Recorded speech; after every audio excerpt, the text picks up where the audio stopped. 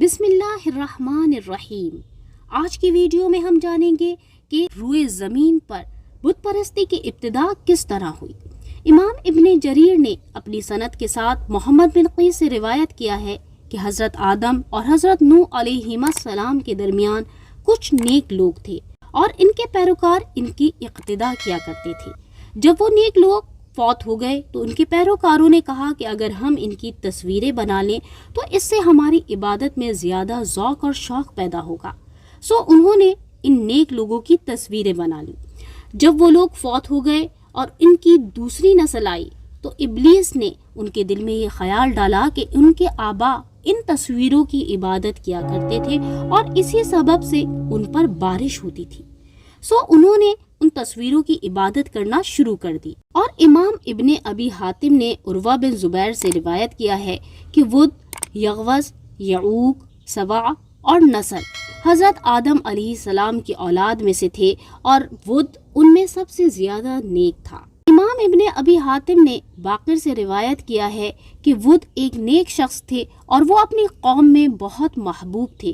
جب وہ فوت ہو گئے اور ان کی قوم کے لوگ بابل کی سرزمین میں ان کی قبر کے گرد بیٹھ کر روتے رہے تو ابلیس نے جب ان کی آہو بکا دیکھی تو وہ ایک انسان کی صورت میں متمثل ہو کر آیا اور کہنے لگا کہ میں نے تمہارے رونے کو دیکھا ہے، تمہارا کیا خیال ہے میں تمہارے لیے ود کی ایک تصویر بنا دوں؟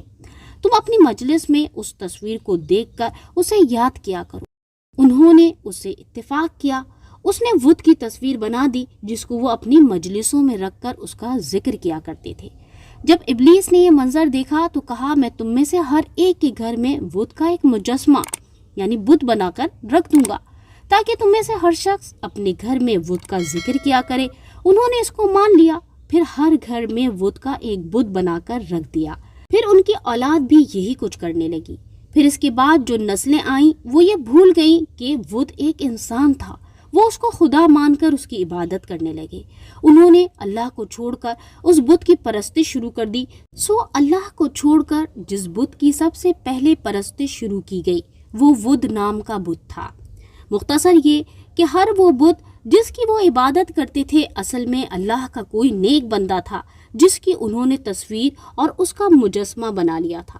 امام بخاری اپنی سند کے ساتھ روایت کرتے ہیں کہ حضرت عائشہ صدیقہ رضی اللہ عنہا بیان کرتی ہیں کہ حضرت ام حبیبہ اور حضرت ام سلمہ رضی اللہ عنہما نے بیان فرمایا کہ انہوں نے حبشہ میں ایک گرجا دیکھا جس کا نام ماریا تھا۔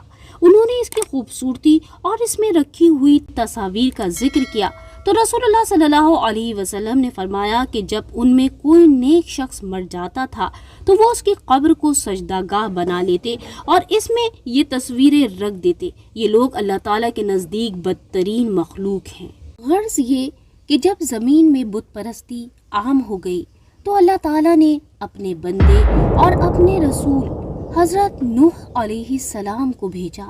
وہ لوگوں کو اللہ وحدہ لا شریک لہ کی عبادت کی دعوت دیتے تھے اور ان کو غیر اللہ کی عبادت سے منع فرمایا کرتے۔ حضرت نوح علیہ السلام زمین پر اللہ تعالیٰ کے سب سے پہلے رسول ہیں جن کو اللہ تعالیٰ نے زمین والوں کی طرف بھیجا، جیسا کہ حدیث مبارکہ میں ہے کہ قیامت کے دن لوگ حضرت آدم علیہ السلام کے بعد حضرت نوح علیہ السلام کے پاس جائیں گے اور کہیں گے کہ اے نوح، آپ زمین والوں کی طرف سب سے پہلے رسول ہیں۔ حضرت نوح علیہ السلام نے اپنی قوم کو 950 سال تبلیغ فرمائی لیکن ان پر اس کا کوئی اثر نہ ہوا اور چند لوگوں کے سوا کوئی مسلمان نہ ہوا تو اللہ تعالیٰ نے آپ کو کشتی بنانے کا حکم ارشاد فرمایا اور آپ کو یہ خبر دی کہ آپ کی قوم پر طوفان کا عذاب آئے گا اور آپ علیہ السلام اور دیگر ایمان والوں کو کشتی کے ذریعے بچا لیا جائے گا۔ چنانچہ ایسا ہی ہوا۔ اللہ تعالیٰ نے مومنین کو طوفان سے نجات دی اور منکرین اور مکذبین کو غرق کر دیا چونکہ ان کے دل توحید، نبوت، احکام شرعیہ اور آخرت کو ماننے سے اندھے بن گئے تھے۔ اللہ تعالیٰ ہمیں بھی موجودہ دور کے فتنوں اور باطل عقائد رکھنے والوں کی اندھی تقلید سے محفوظ فرما کر قرآن و حدیث سے وابستگی عطا فرمائے، آمین۔